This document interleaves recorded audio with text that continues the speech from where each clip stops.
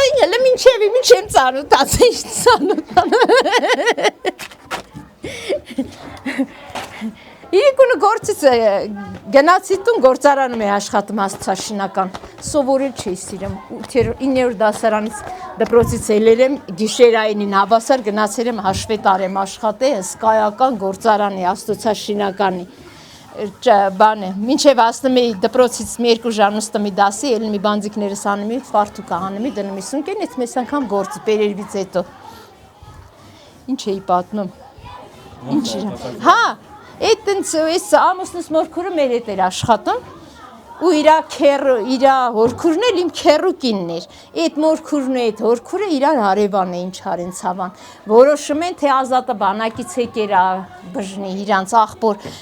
մեկի աղբոր տղենա, մեկի քրոջ տղենա։ Երկու բաներով որոշում են թե ինչ անենք, բերենք Իրինին ուզենք Ազատին։ Այդտենց իրիկուն եկանք տուն, ուզում եմ անենց շորերով տնային իսյանան, մամաս քեզի կարգի բեր, հեսա գալում են քեզի ուզելու, ասի ինձ թող չուզեն, գալում են թող քեզի ուզեն։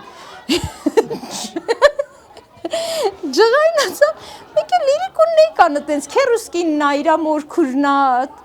սաղ ծանոթ բարեկամ, եկան լսվան տունը։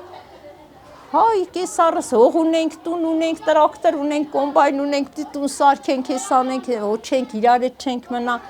ես չենք անի,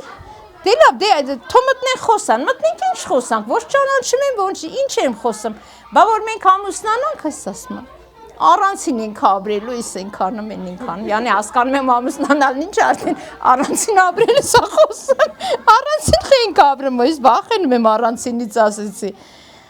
Վերջը դե լավ, խոսացիք, հա, դե եկեք, հա, դե լավ, հա, Ռազատ ջան մատնիքը, դրեցին մատ գնացին, ամրցնիս ինչ է լավ տենաս։ Այդտենց երեխեք ջան, մի ամսվա մեջ, նոյեմբերի 6-ին նշանվել եմ, դեկտեմբերի 1-ին հարսանիք սարել են։